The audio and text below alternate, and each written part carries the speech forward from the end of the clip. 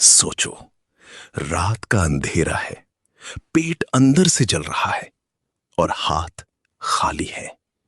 न जेब में पैसा, न कोई सहारा, सिर्फ एक इंसान और उसकी खामोशी।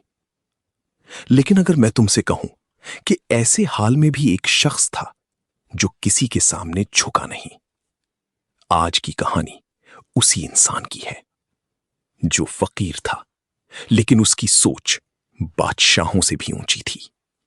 ये है अबू जैद की कहानी।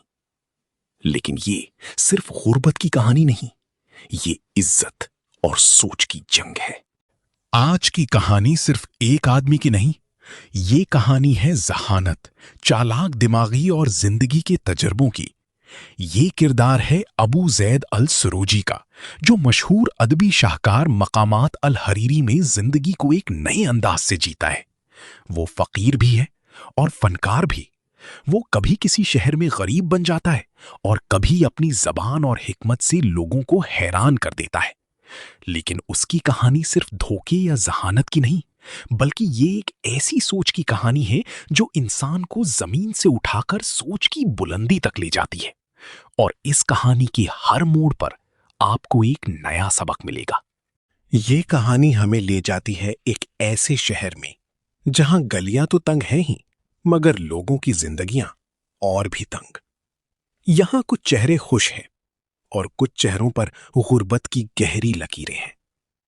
एक तरफ अमीरों के महल हैं जहां रोशनियां कभी कम नहीं होती, और दूसरी तरफ गरीबों की दुनिया जहां अंधेरा सिर्फ रात का नहीं, जिंदगी का भी है।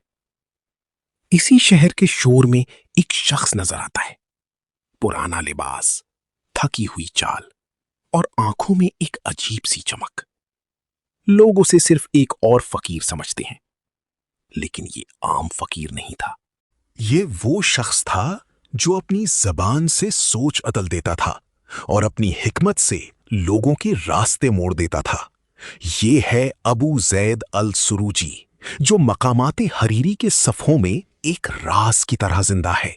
मगर उस दिन शहर को नहीं पता था कि जो शख्स उनके बीच चल रहा है वो सिर्फ एक फकीर नहीं, बल्कि एक ऐसी कहानी का आगाज है जो सब कुछ बदल देगी।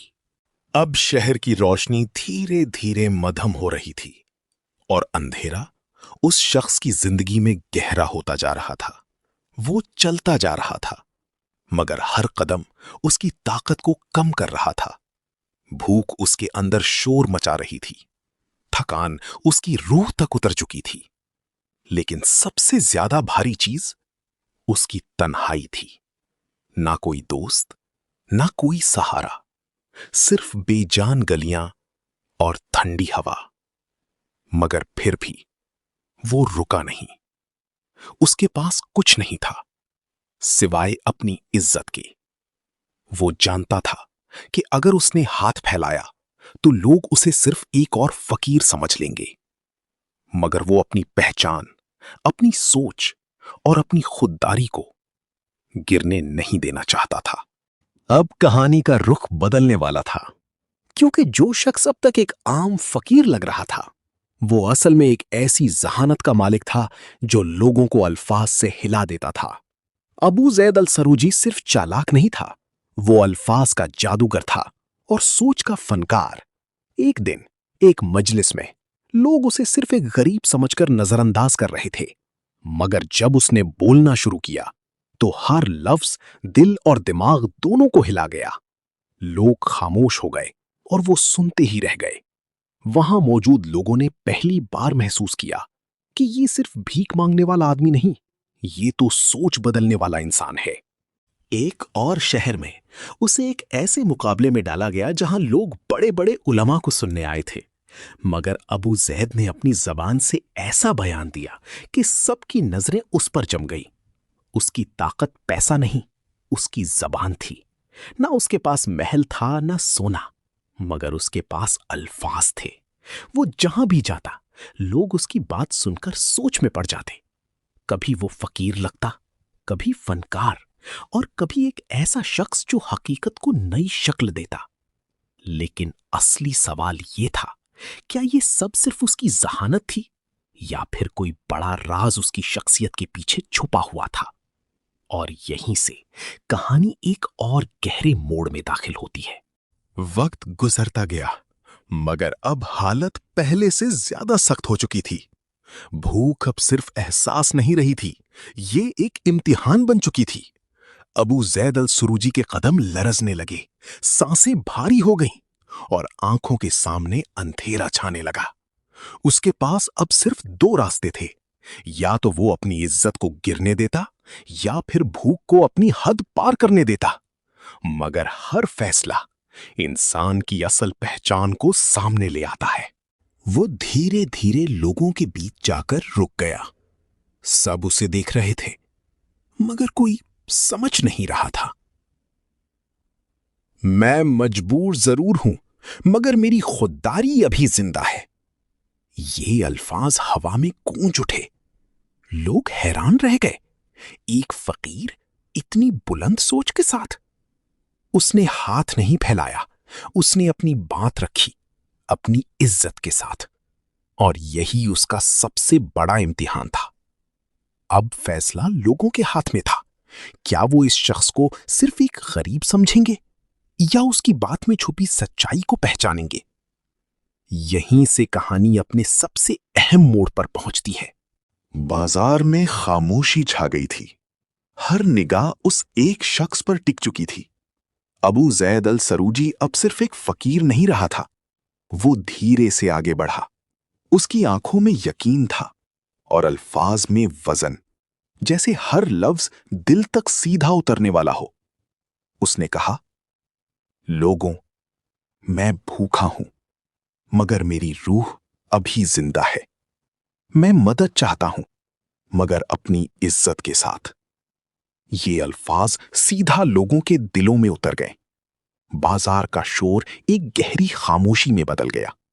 अब कोई उसे सिर्फ एक गरीब नहीं देख रहा था। लोग उसकी बात में छुपी सच्चाई को महसूस कर रहे थे। उसकी खुददारी उसकी सबसे बड़ी ताकत बन चुकी थी। फिर अचानक एक शख्स आगे बढ़ा। उसने मदद दी, मगर इज्जत के साथ। फिर दूसरा, फिर तीसरा। देखते ही देखते जो शख्स तन्हा था अब लोगों के एहतराम का मरकज बन गया। ये मदद भीख नहीं थी, ये उसकी कीमत थी। उसने दुनिया से लिया, लेकिन अपनी इज्जत दिए बगैर। ये वो लम्हा था जहां एक फकीर ने साबित कर दिया कि असल दौलत पैसा नहीं बल्कि खुददारी होती है। ये कहानी यहीं खत्म नहीं होती, क्योंकि असल सवाल अब शुरू होता है, हमारी अपनी जिंदगी का। आज के दौर में जहां हर चीज आसान हो चुकी है, वहां इंसान की हिम्मत पहले से ज्यादा कमजोर हो गई है। आज हम छोटी सी मुश्किल पर टूट जाते हैं और फौरन मदद के लिए हाथ फैला देते हैं। मगर क्या हमने कभी सोचा है कि असली ताकत क्या होती है? पैसा या सोच? अबू जैद अल सुरूजी ने हमें यह सिखाया कि इंसान गरीब हो सकता है, मगर बेइज्जत नहीं होना चाहिए। लेकिन असल ताकत खुददारी है। वो ताकत जो इंसान को झुकने से रोक लेती है, चाहे हालात कितने ही मुश्किल क्यों ना हो। डिपेंडेंसी इंसान को कमजोर बनाती है, मगर खुददारी इंसान को अंदर से मजबूत करती है। इसलिए जब अगला इम्तिहान आपकी जिंदगी में आए, तो याद रखिए, आपके पास सब कुछ ना हो, लेकिन अगर आपके पास अपनी इज्जत है, तो आपके पास सब कुछ है। एक फकीर मगर सोच में बादशाह। एक शख्स जिसके पास कुछ भी नहीं था, मगर फिर भी उसने सब कुछ जीत लिया। अबू जैद अल सुरूजी ने हमें यह सिखाया कि जिंदगी में असली दौलत पैसा नहीं बल्कि खुददारी होती है। अगर आप चाहते हैं ऐसी कहानियां जो सोच बदलें, जो आपको अंदर से मजबूत बनाएं, तो ये सफर यहीं खत्म मत होने दें। चैनल को सब्सक्राइब करें, वीडियो को लाइक करें और इस कहानी को शेयर करें, क्योंकि हो सकता है ये किसी और की जिंदगी बदल दे।